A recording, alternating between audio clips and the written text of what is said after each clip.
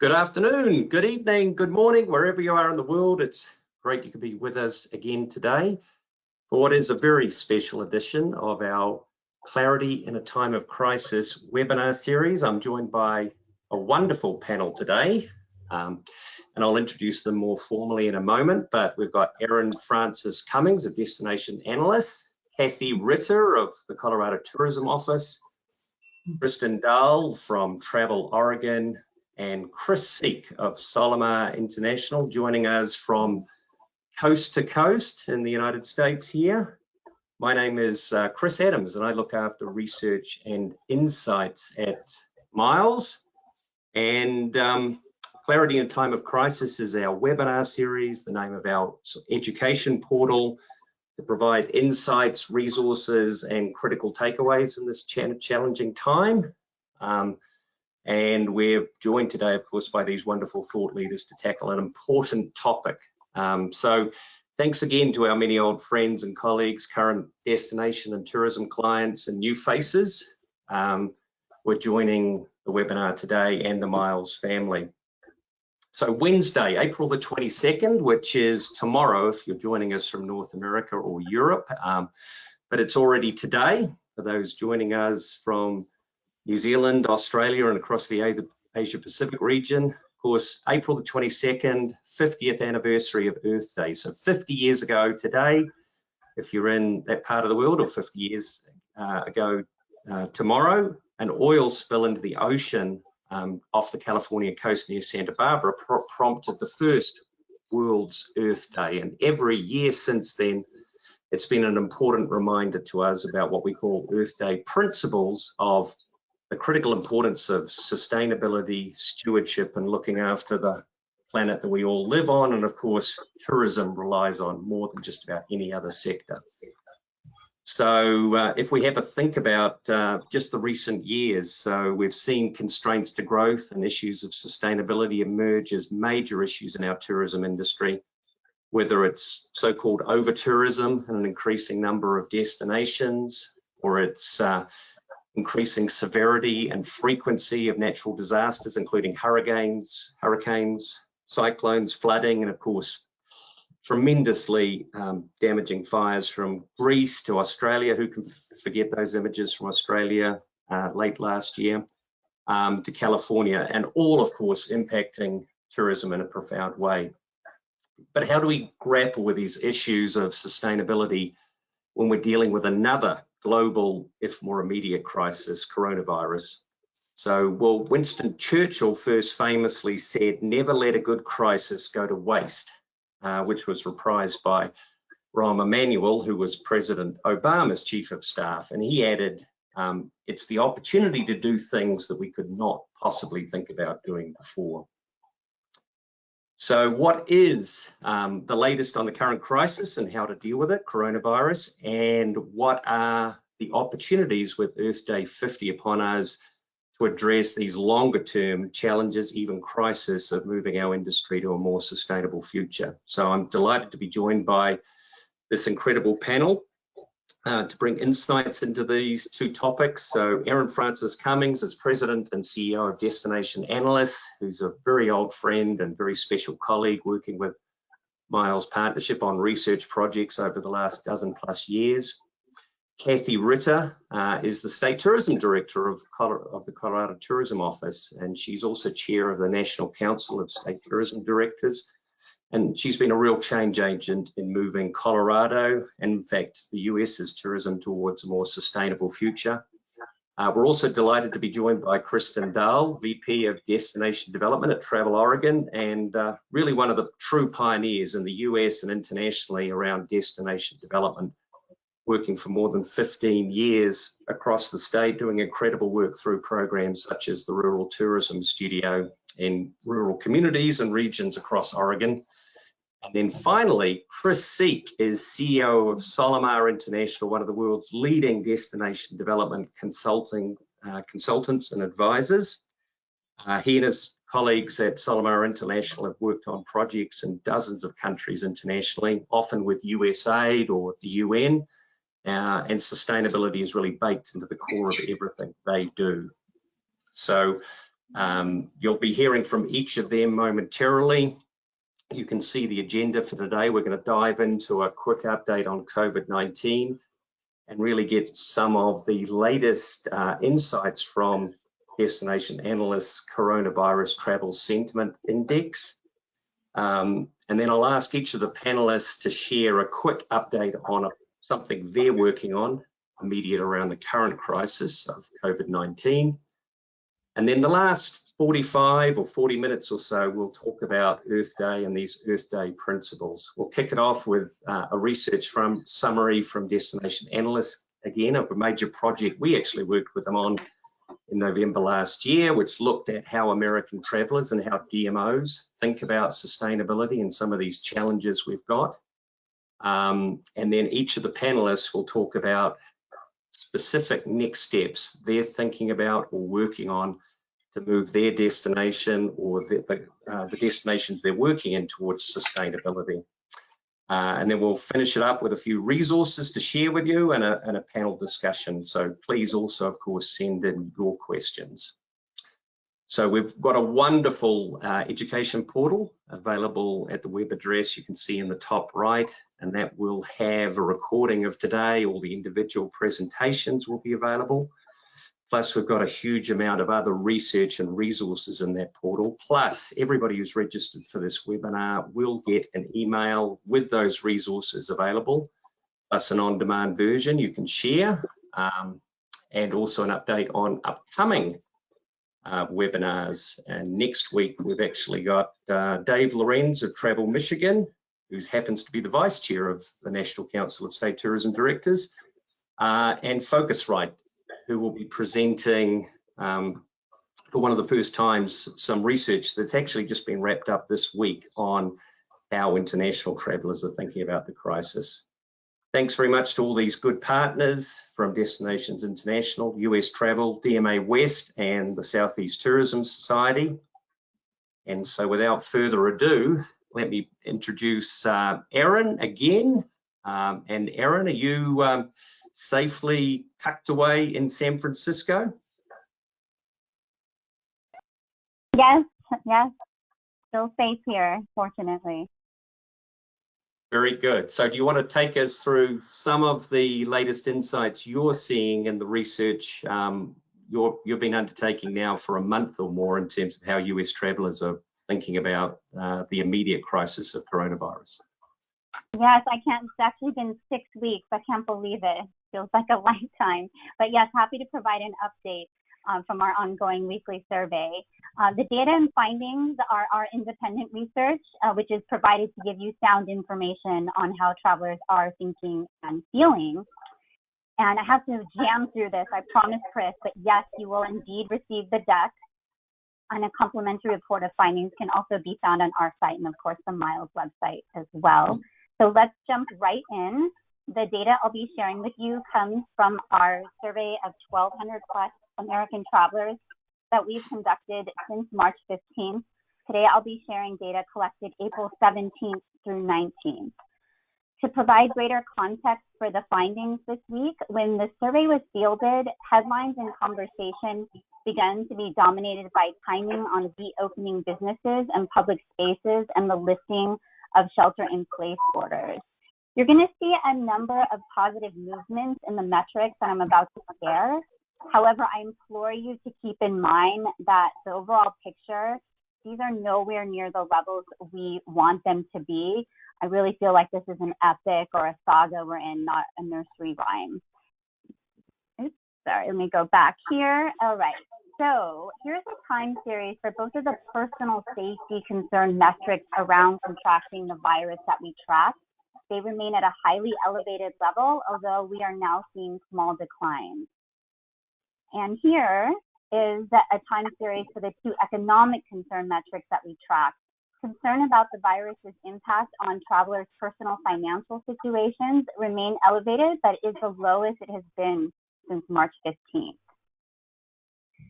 And in a major shift this week, far fewer travelers feel the coronavirus situation will get worse in the next month.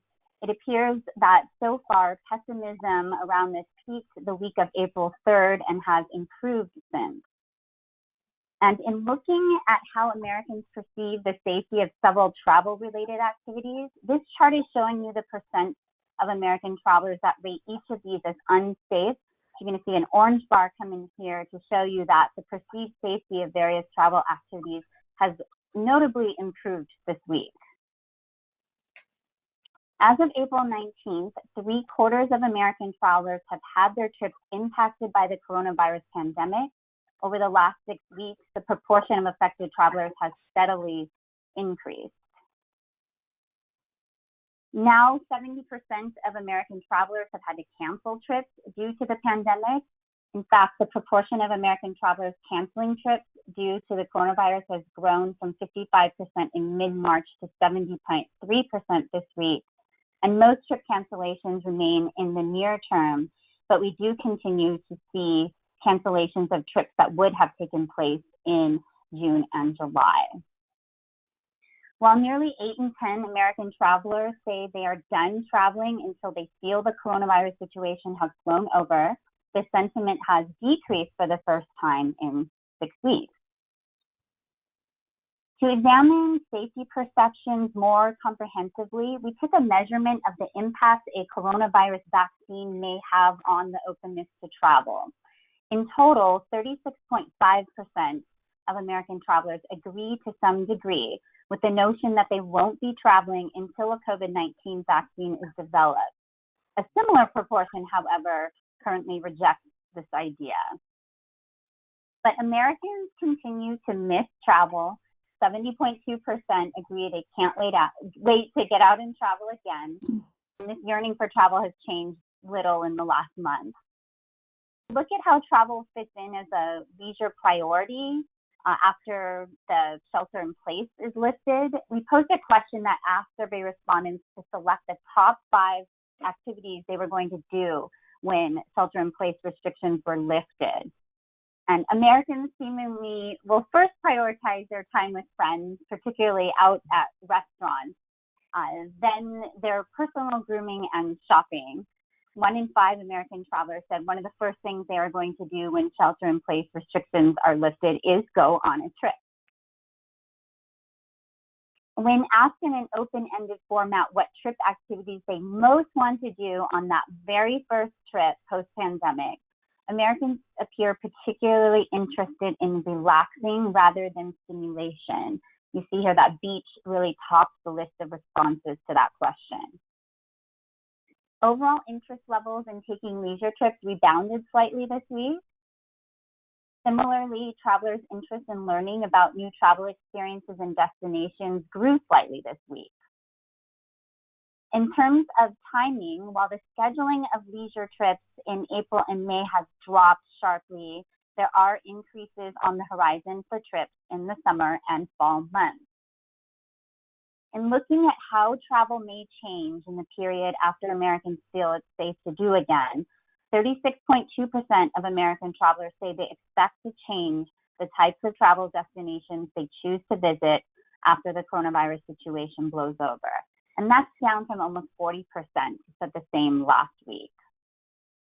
When asked which specific travel behaviors they will likely avoid after the crisis is over, well over half said they are going to avoid crowded destinations. And while half of American travelers agree that staycations may end up replacing vacations this summer, the sentiment has decreased for the first time in 6 weeks. Looking more closely at how Americans define staycation, half say they consider it to be staying mostly at home. Meanwhile, 1 in 5 define staycation as spending time devoted to enjoying the broader region in which they live, and another 16.7% consider it to be spending time devoted to enjoying my community. And we're calling that segment the active staycationer because those are the ones that you can market to and get them to go out and do things more readily. And for that active staycationer group, the top staycation activities they will most likely engage in when they staycation this summer are going to be day trips to area attractions and road trips. Car travel looks to displace some air travel this year, with 40.1% of American travelers saying they may avoid airlines and instead travel by car. This decreased from 45.4% last week. And while sentiment about replacing air travel with road travel has decreased slightly, agreement about taking more regional trips because of the coronavirus has increased. This week, 50.8% said they'll probably take more regional trips while avoiding long-haul trips, again, up from the previous week. And in our focus group like conversations with travelers lately, it has become apparent that they will look for signs from government and other official authorities that it is safe to travel again. So this week we asked about opinions on mandatory health screenings at airports. First, we asked how travelers generally feel about this topic and found that over 3/4 feel positively. Then we asked if these screening measures would impact their confidence in traveling to a destination. And again, a majority said they would feel more confident about visiting a destination whose airport had mandatory health screenings. Over 3/4 of American travelers would approve of mandatory health screenings for flights between destinations within the continental United States, and a slightly larger proportion would approve of these measures being instituted prior to boarding an airplane.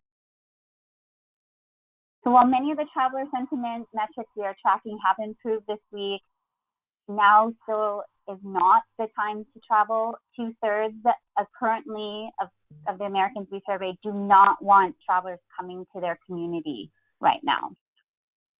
And then very quickly, I'm going to share with you the latest from our travel marketing potential influence calculation. This is an index we have built based on these 4 data points that we are tracking in this rather exceptional environment to look for travel readiness in various segments. So travel readiness would, across the American traveling population, would look like this in a pre-COVID-19 time, with most American travelers being over on the right side of this curve and that ready to travel, ready to market to.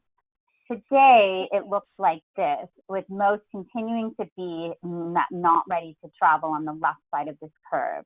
While we have seen some movement over to the right, it's still, again, mainly over on the left. We track a number of different traveler segments in this index to look at their readiness to travel. I'm going to just take you through a few now. You can always reach out for information on others. But generation, millennials index the highest on travel readiness, but boomers have caught up this week, mainly because of their lessened concern about personal finances and their optimism that the situation will be resolved soon. Men continue to index higher than women for travel readiness, and this week far more so, primarily because men have lesser concerns and more optimism. Women are more likely to say they're going to change the type of travel destinations they choose to visit post-coronavirus. And then by region, travelers in the Midwest and in the South index the highest for travel readiness right now. And although, again, remember that most are not ready to travel, but they are indexing higher relative to others. But good news from travelers out in the West this week, they did have a little bounce back in their indexing. So yes, very some positive signs, positive movements. They're going the direction we want them to, and I believe the story will have a happy ending, but please be cautious. We release these findings every Monday at 8 a.m. Eastern, and you can sign up on our website to receive them. And that's our update. Thank you. Thanks so much, Sharon. And I know you've got custom and subscription research options for those people who want a deeper dive into this research. Yes, and always our team is always happy to answer any questions that come up too. Yes, and of course the slides, there was a lot of information there, but the slides will be shared. Plus you'll be able to watch Erin's 2 little research updates as separate little videos along with the other panelists. So let me actually bring in the other panelists. And before we switch over to focus on Earth Day 50 and principles of sustainability, I just asked each of them to perhaps share one project they're working on right now that's having the most impact in a minute or two. So Cathy, you're joining us from your home in Denver. What's a project you're working on with the Colorado Tourism Office right now? Chris, were you talking about my side hustle? I've been making masks for every member of my family, but actually on a more macro level for Colorado, one of the things we're really focusing on right now is something that we're calling rural receptivity. And we're hearing a lot of concern, a lot of focus has been on travelers' concerns about traveling, but we're also hearing concerns about the readiness of destinations to accept travelers. And so we're really trying to get to the bottom of what those concerns are so that we can address them in meaningful ways. And we're working on an educational initiative, a training initiative for frontline workers, and just various ways of making our destinations feel more receptive to accepting travelers when the time comes. Yeah, that's a critical issue and an issue across the country. I know, Kristen, and before we hear from Kristen, I want to give a special shout out to Craig Dahl, who's joining us from Alaska, one of the far-flung members of, we've got people from Asia Pacific, Europe, as well as across the Americas, and Craig's joining us from Alaska. And Kristen, whereabouts in Oregon are you? Yeah, so hi everybody. I'm right in the heart of the Columbia River Gorge National Scenic Area, which is just about an hour east of Portland. Great. So what's one project you're working on right now in response to coronavirus that's having the biggest impact?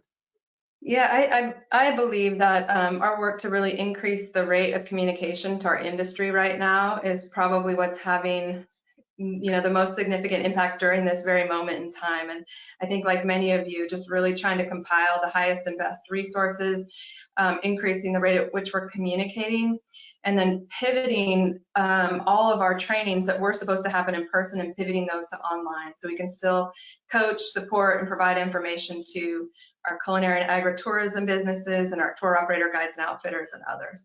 So I would say that's one significant initiative we're working on right now. Very good.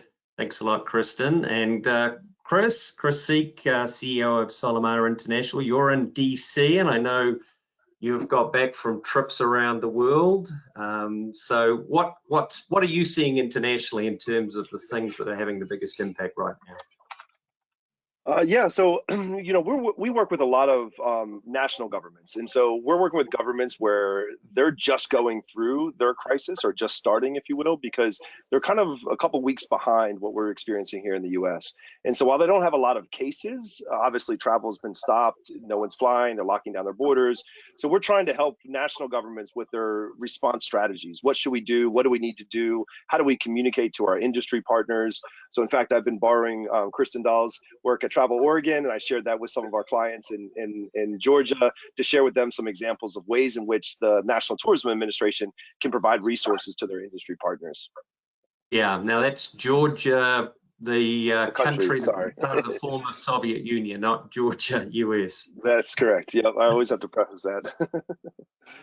So and we'll be hearing from Cathy, Kristen, and Chris. We've asked them to each summarize one or two critical projects looking from a sustainability perspective in a moment. But why don't we pivot now to Earth Day and to what we've called Earth Day principles, the principle of stewardship and sustainability. And I asked Erin to sort of kick this off by just highlighting a few data points research from a major project we did with them, which was part of the State of the American Traveller in November. That looked at how American travelers think about issues of overcrowding, over-tourism, sustainability, etc., and also how DMOs look at this. So Erin, why don't you kick us off in terms of these Earth Day principles?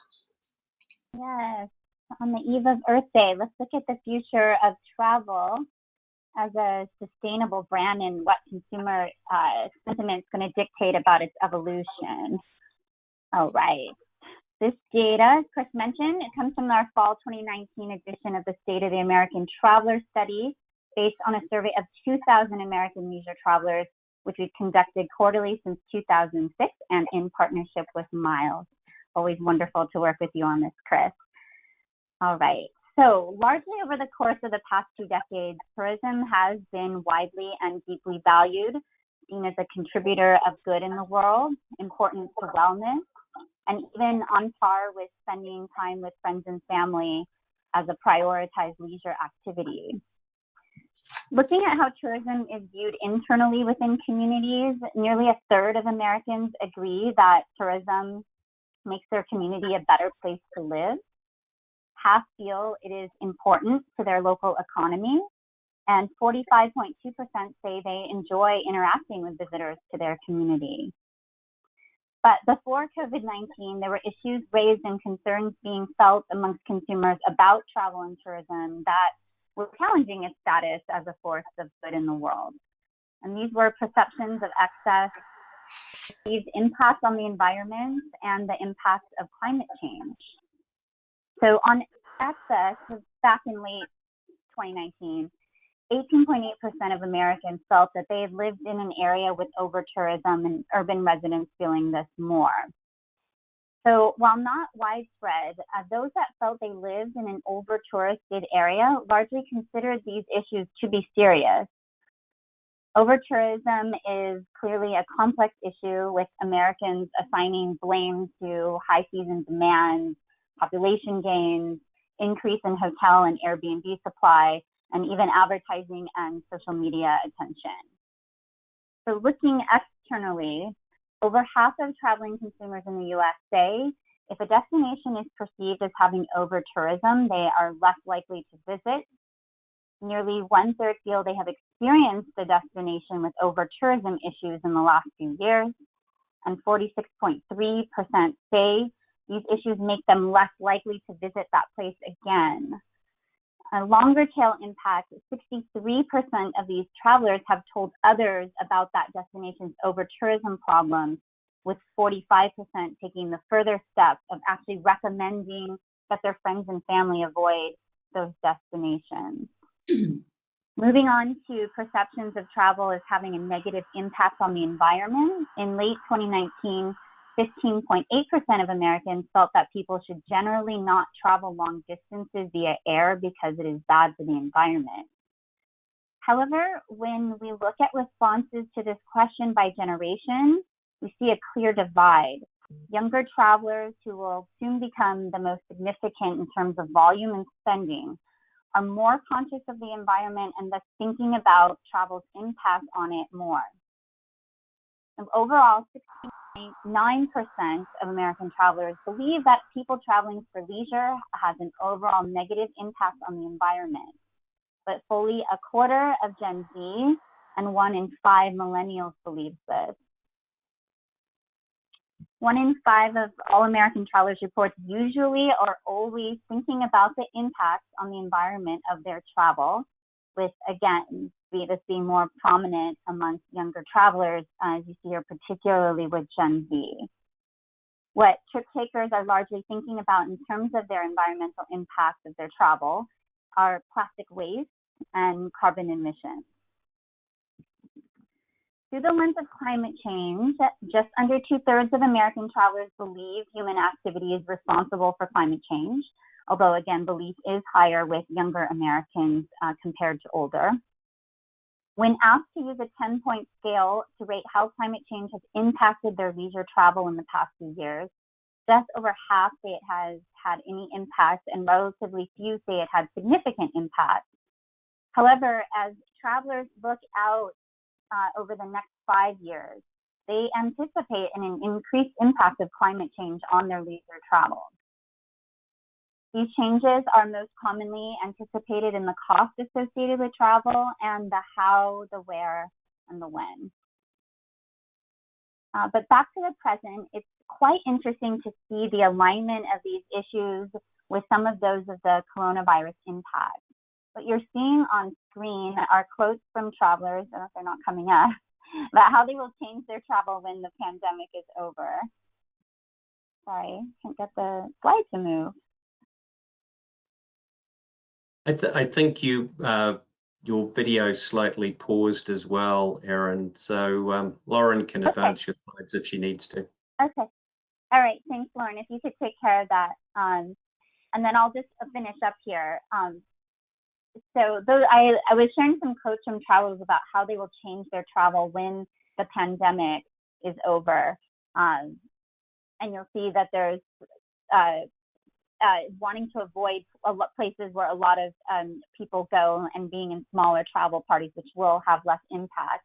If we advance one more, I just also want to bring this chart up again. As you might recall from a few minutes ago, I shared that many American travelers say they are going to avoid crowded places and places that they perceive as having sanitary or hygiene problems in the post-COVID-19 period. So the issues that I've covered today are, I think, solvable, but they do need to be addressed in order to keep the brand of travel healthy and humans reaping the benefits of it into the future. Thank you so much, Erin. And again, we'll be sharing these slides. I just asked Erin to share that. Obviously, that was in a pre-COVID-19 environment, but it illustrates that as tourism returns, and in fact, Chris Seek from Solomar is going to be highlighting this, there is a pent-up demand for travel. And without change and very deliberate efforts to focus around issues of sustainability, we'll probably just walk down the same path we had previously, which could lead to obviously issues of crowding, congestion, and some of these broader sustainability issues. So with that in mind, I've asked Cathy first to highlight, what are some of the things you're thinking about, Cathy, from Colorado Tourism Office's perspective in terms of both during the recovery and then post the COVID-19, what efforts the Colorado Tourism Office to focusing on in terms of your principles of sustainability and stewardship? Well, we think that sustainability is going to be more important than ever to travelers. We're seeing evidence to suggest that travelers are going to be looking for pristine environments, pure atmospheres, and that's something that we are available to share in Colorado. Unfortunately, I'm having trouble advancing my slide. Chris, Lauren, can you help me there? Thank you. All of our destination stewardship work is actually embedded in our Colorado Tourism Roadmap. We did okay, now it's working. We did statewide listening tours. And one of the things that we found was on the minds of Coloradans at the time were a lot of concerns about visitor impacts on the environment. And so we developed really a three-pronged plan to address those concerns, because we believed at the time that if we didn't address the concerns, it was going to turn into a backlash against tourism itself. What we found along the way, though, is that we were meeting market demand. It's actually turning into a competitive advantage for Colorado. One of the first things we did as part of this destination stewardship plan was develop what we call now the Colo Road Trips microsite. It's a microsite of colorado.com. We've done this in partnership with Miles Partnership, in fact.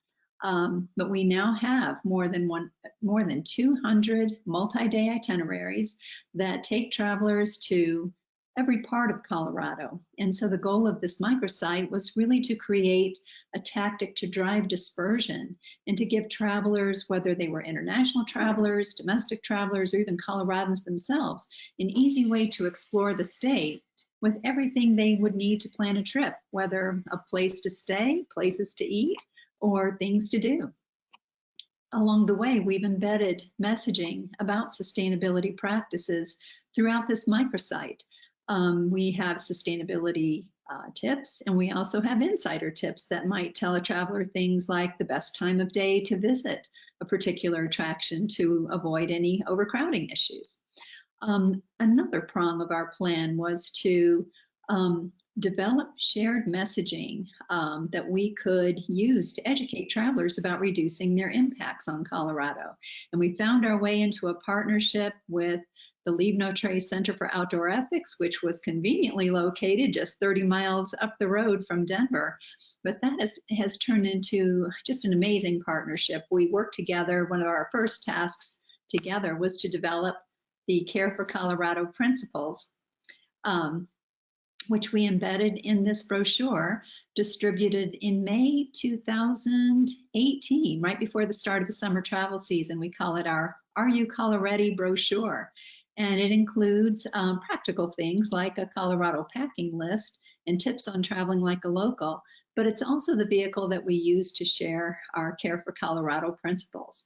We're now in the process of developing a number of different editions of this Are You Color Ready brochure. We have a Dude Ranch edition, we're working on a cycling edition.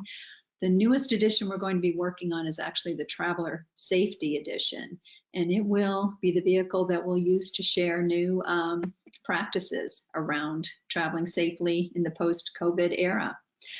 We also have embedded Care for Colorado. I don't know if you can see it on the screen, but the module to the upper right is called our Care for Colorado module. This is on our Colorado Concierge Hospitality Training platform.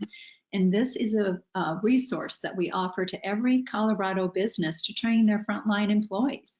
And so we are, this is the way that we can reach out to every business across the state, whether they're a car repair shop, a hotel, a restaurant, an attraction, or whatever.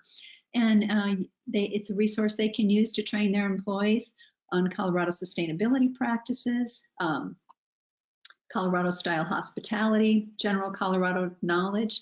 We're also developing a new module post-COVID on travel safety. This will be positioned as a module to help these frontline workers absorb the new practices around public health to keep both themselves and travelers safe in this new era. And then we also, I don't know, many people have seen over the years our Care for Colorado video. We're using our Care for Colorado ambassadors, Hope and Bear, to star in 4 new etiquette videos. And I'm going to share just a little clip of one of those videos with you, my favorite. It's addressing an issue that's, believe it or not, on the minds of a lot of Coloradans. It's an irritant for Coloradans when people come to our state and don't dispose of poop, whether human or pet, properly. So let me just show you a 15-second clip. We'd like to talk to you about the etiquette of poop. Make sure to bag your pet's poop and carry it all the way to the trash can. No one, especially us wildlife, likes to find a forgotten baggie on the trail.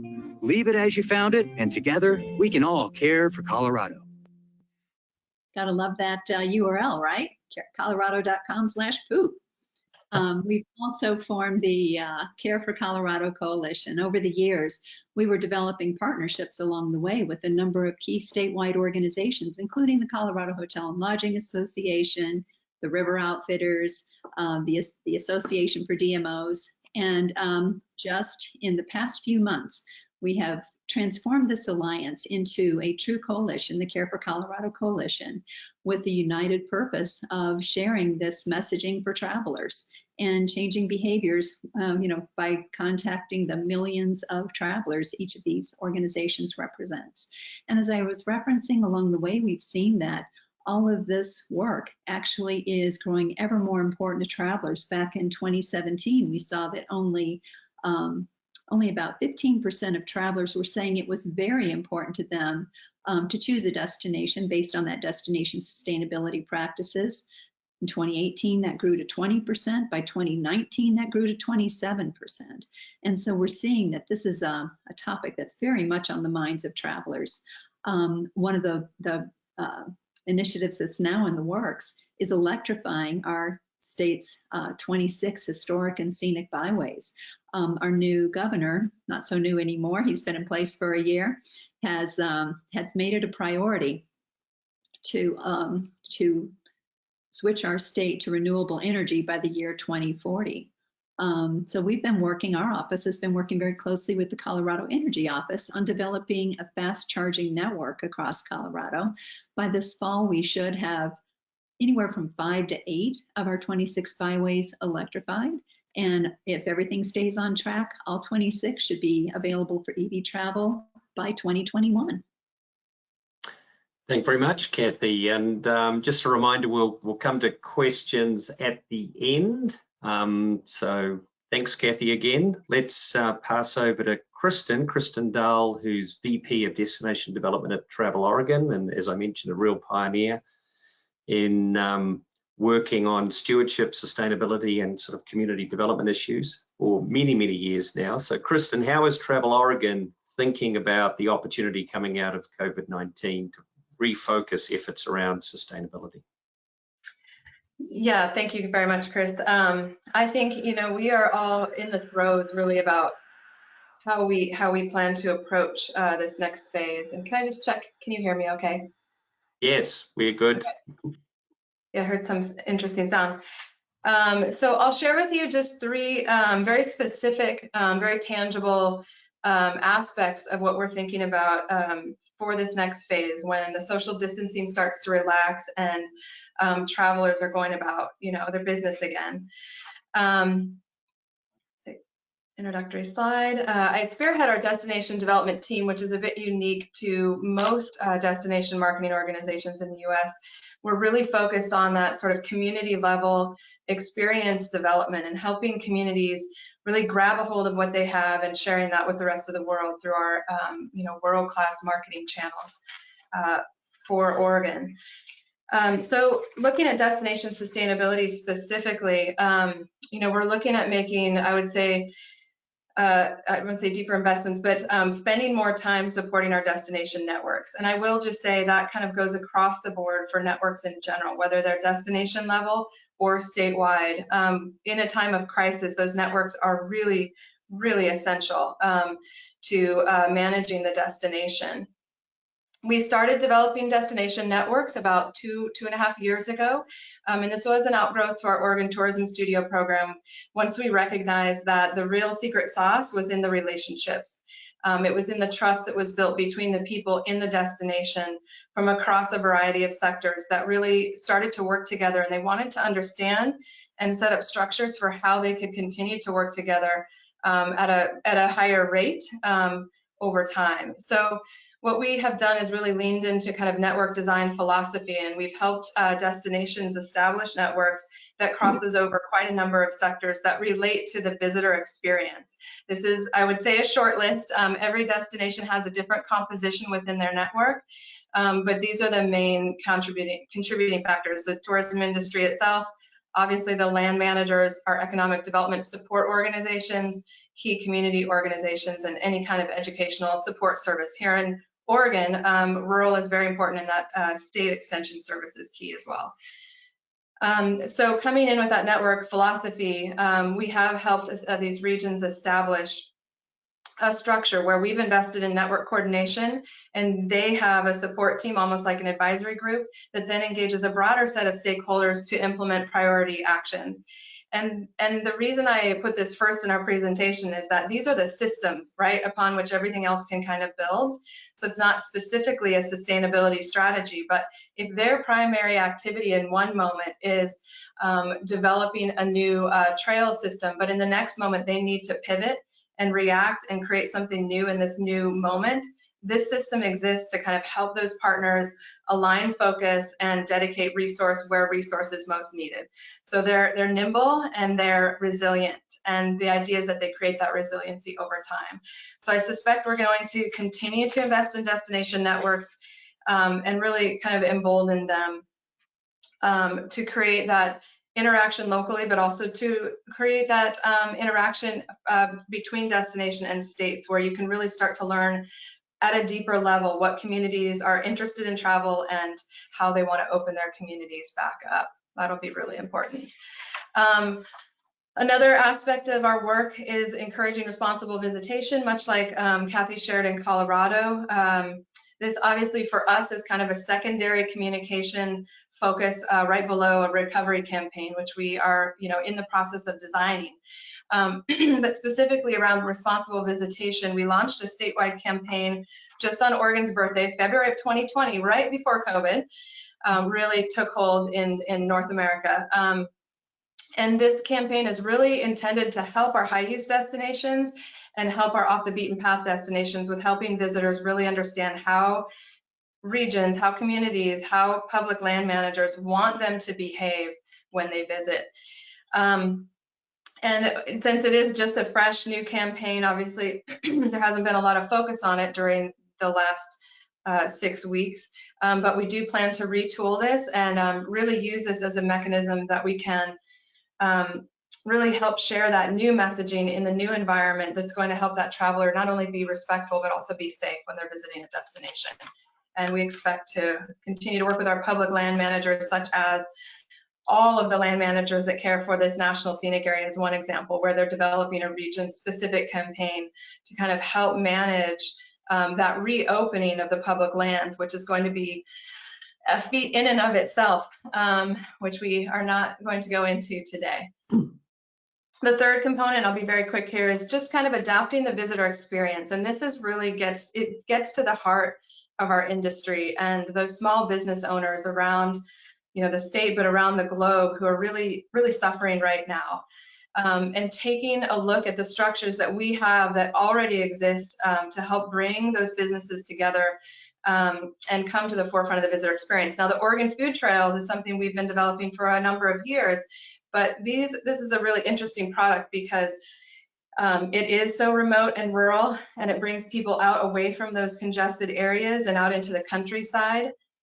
We have a number of them across the state that have been developed by community action teams, and it provides people a flavor of what they can experience in those areas. But really specifically, this really helps those small entrepreneurs become visible. And in this time of crisis, I don't think we can do enough to support our local growers, our farmers, our ranchers, our fishermen, the people that they are, yes, important to feeding and funneling their foods throughout the visitor economy, but they are also the basis of other aspects of our economy. And so helping whatever we can do to create those linkages, whether that's helping them establish ways to get their product to market or otherwise. So this is just an example of a recent consumer newsletter. And I think with that, I will pass it over to my colleague, Chris. Thank you so much. Thanks a lot, Kristen. And again, we'll hopefully have a few minutes at the end. And I think that's where those two crises align, Kristen, in terms of the immediate response from COVID-19 and these smaller rural communities. If we want to drive dispersal, if we want to drive off-season travel, we've got to ensure they're going to be there for the recovery. So thanks again, Kristen. And finally, let's hear from Chris Seek, who's got this international perspective from across the world. And Chris is going to flag three sort of best practices you've been thinking about and working on in response coming out of this crisis in terms of how to redouble our efforts around sustainability. Great, thanks, Chris. And I think it's really more reiterating some points that our previous panelists made here. Let me go ahead and see. So just a quick introduction. Solimar, we're passionate about using sustainable tourism as a tool for supporting sustainable development goals. Seems like, can you forward that, Anna? You able to advance it, Lauren? There you go. Yeah. I think, Lauren, you're going to have to do that for me. Can you see the slides okay, Chris? Yeah, I can see the slides. I just can't advance it. Yeah. It's funny how it works at the beginning. So we work around the world using sustainable tourism as a tool for development, and we're fortunate enough to work in a lot of different countries. Aaron, can you forward that next slide? Here's a shot of some of the different projects we've worked in. We've had over 200 projects in over 60 countries that we've worked in. So today I'm going to focus on kind of three recommendations. And again, these are really more just reinforcing what we've already heard from the previous panelists. But the first one is to look at ways in which the DMO can really become the catalyst to inspire industry and government to support sustainability initiatives. This is a picture of Sedona, a destination that I've fallen in love with, and I got to meet Jennifer Wesselhoff, the president and CEO, and they were going through a time where she was successful in getting more marketing dollars, and then that marketing budget increased, and then they got more visitors, the numbers were looking great, but as tourism was growing and growing, she started getting pushback from the residents, and then of course the local elected officials were starting to question whether or not they should be marketing. And so I recommended to Jennifer that we bring in a sustainability program, and so we suggested bringing in the Global Sustainable Tourism Council's destination program. For those that aren't familiar, the Global Sustainable Tourism Criteria is a global criteria focused on sustainability that was created by the UN World Tourism Organization, the United Nations Environmental Program. We're actually involved in this, and numerous NGOs were involved in this process and all over the world. But this standard exists. So we brought this standard to Sedona and basically sat down with some of the leaders, the policymakers, the mayor, the city council, the U.S. Forest Service superintendent, and other folks that really have a role to play in managing the destination. And we went through each one of these criteria to really understand how the destination was currently doing. And it was during that process that we realized that they were doing pretty well in most regards, but one area of weakness was the lack of an integrated sustainable tourism plan. The city had its city plan, the chamber had its tourism plan or marketing plan more so, and then of course the U.S. Forest Service had its recreation plan, but there wasn't something that really united all those pieces together. And so Jennifer and the Sedona, with the help of the city of Sedona, embarked on creating the Sedona Sustainable Tourism Plan, and it was very well developed, involved a lot of different stakeholders in that process. And if you can advance that for me, Aaron. Yeah, I'm not going to go through the whole plan. I encourage people to go take a look at this. You can see all the different ideas and examples that they came up with. But what I really liked is that they emphasize activities in which the DMO can influence the industry to adopt these sustainability standards, like the Straw-Free Sedona program, where they rewarded those and promoted those to the travelers as well. So again, this is just an opportunity for the DMO. I know you're not in charge of all the problems in a destination, but it doesn't mean that you put your head down and just ignore them. You can catalyze action by your industry and government in order to address these issues. And that often comes from sustainable tourism planning. The next point I just want to highlight briefly is the importance of site management and tourism planning. And I want to go to the next slide here just to kind of remind everyone that, you know, we all talk about over-tourism. We all have those popular tourism attractions in our destinations that receive a lot of visitors. And we like to think that COVID is going to change this over-tourism problem, but this is a picture taken the day after stay-at-home restrictions were lifted in China, where 20,000 people flocked this national park, the Yellow Mountains. They had to close the park by lunchtime because of the crowds, and they're supposed to be social distancing right now. So as you can see, over tourism will continue to be a problem for our industry that we must address. So how do we address this? And again, this goes back to the question of, well, is the DMO really responsible for managing visitor flows at heritage sites or national parks or protected areas? But just as we heard Kristen say, we have a role to play to bring those partnerships together. This is a project we worked on with UNESCO and National Geographic, where we were able to bring together, you can go to the next slide, folks that are responsible for managing these heritage sites, but also the DMOs as well. And they sat down together to not only develop this wonderful website that tells the story of these sites, but also talked about ways in which tourism can be better managed, how they can create systems for managing visitor flows in order to make sure that that visitor had a good experience. But that only comes from partnerships. And then lastly, just quickly here, I just wanted to also remind, we all work hard on raising funds from our visitors to support our destination marketing efforts. I would encourage you also to think about ways in which you can raise funds from your visitors to support the conservation of the natural resources they're using. This is a project that we're working on in Timor-Leste and over in Indonesia, near Indonesia. It's a new country, and it has one of the most biodiverse reef systems in the world, and local fishermen there who rely on fishing to feed their family. But in order to create a mechanism to support those families and to support conservation, you go to the next slide.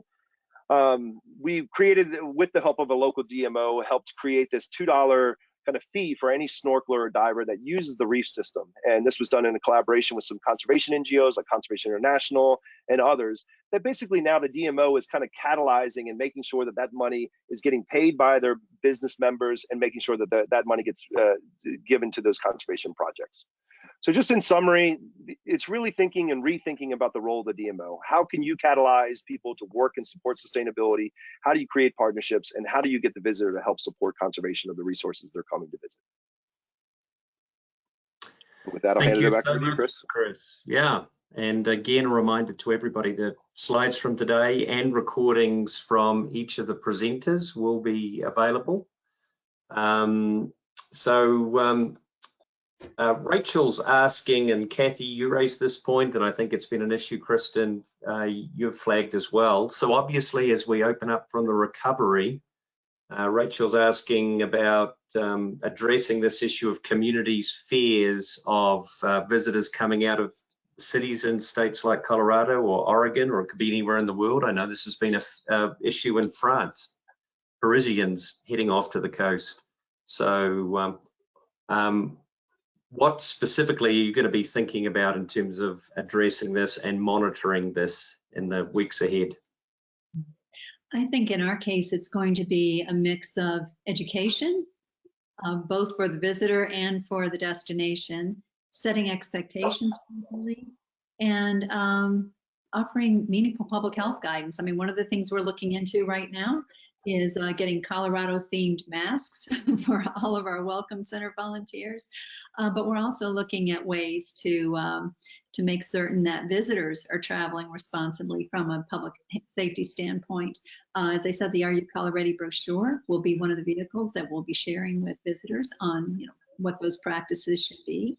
And we're also looking at yet another etiquette video, the etiquette of traveler safety in this new age. And, it might include things like, instead of shaking hands, how about an air high five? So I think we're all finding our way here, but I think the key is going to be education and expectations. Yeah, and also tapping into research. Erin shared some research, so understanding your local audiences, because I think this is where different parts of the United States, different parts of the world are going to be at different points. And so, perceptions and attitudes are going to be different. We've just got a few minutes left before the top of the hour, but I think Bob's asking a critical question, which is, I think, at the heart of this. So if we're going to tackle sustainability in a more authentic, genuine way, what's one thing that each of you, and I'll ask each of you to comment on this, what's the one most important thing you think needs to change coming out of this crisis versus before this crisis in terms of how DMOs are structured, funded, focused? So Cathy, do you want to comment on that first? Just in terms of sustainability, I think the most important thing is going to be to make certain that whatever we do is truly meaningful to a traveler. I don't think it's enough to pay lip service to sustainability. I think they're looking for meaningful ways to travel, and that involves, making certain people have low impact ways to travel and opportunities to, express their values as they travel. And so, as I said, we're electrifying our scenic byways, but we're also, supporting low impact travel itineraries. We're developing a whole suite of those on our Colorado Trip site and working with our partners to lift up those examples of low impact travel. We have 2 cities in Colorado, both Aspen and Glenwood Springs, that are 100% powered by renewable energy. So travelers can stay in any hotel, visit any attraction, eat at any restaurant, not leave a carbon footprint. So I think those are the kinds of things that it will be important to invest in and lift up. Very good. Kristen, what's your most important thing you think? I believe that really thinking through those systems of resiliency and investing in those systems. So finding ways that you can kind of create that two-way interchange to really better understand your destinations that you're promoting and be able to use those inputs to be able to modify your marketing and development strategies, because I just think we're going to be moving into a time where we're going to have to be really responsive to those sentiments on the ground. And I think that is a component of sustainability. Yeah, and I think this is a unique opportunity to engage with residents, because locals are going to be where the recovery starts. And so it's a great chance to sort of reconnect and communicate in a sort of ongoing way. Chris, what's your most important thing about what's going to be different this time? Yeah, I think we were already seeing a movement for destination marketing organizations to rethink who their focus is. You'd ask most DMOs, they'll say that their focus is the traveler. How do we convince the traveler to come and visit and make sure they have a good experience? What we heard from these panelists here today is that the residents have an equal kind of need for us to focus on their needs and how they feel about tourism. And that is only going to continue with this post-COVID. But I would encourage us also to think about what's the role the DMO plays now to help our industry, right? To think of our industry partners as, the people that we're trying to help and get their business going again. So we have a new role to play on that. It might be teaching them how to disinfect their hotel rooms or how to deal with laying off staff. And then finally, the government. We're going to play a very important role now as things start to recover. It's going to be up to us to help recover the tourism industry. So government's going to be coming and asking, what can we do? Well, not just what can you do, what can we do? And this is your opportunity to address some of those kind of enabling conditions that maybe are preventing tourism from doing so well in your destination. And you could work with government to make sure that they're making sure that tourism is working for everyone in the destination. Yeah, I think it's a chance to reset also our relationships with key stakeholders like government. And then finally, Erin, I'll leave you with the last word. So what's the most important thing you think on why Earth Day 2021 and beyond is going to be a better celebration of what's, the work we're doing around stewardship and sustainability. Oh, Erin, we can't hear you. Maybe. Sorry. I love that it's now looked at as this is an issue we have to deal with now. It's not some far off thing into the future. It's here right now.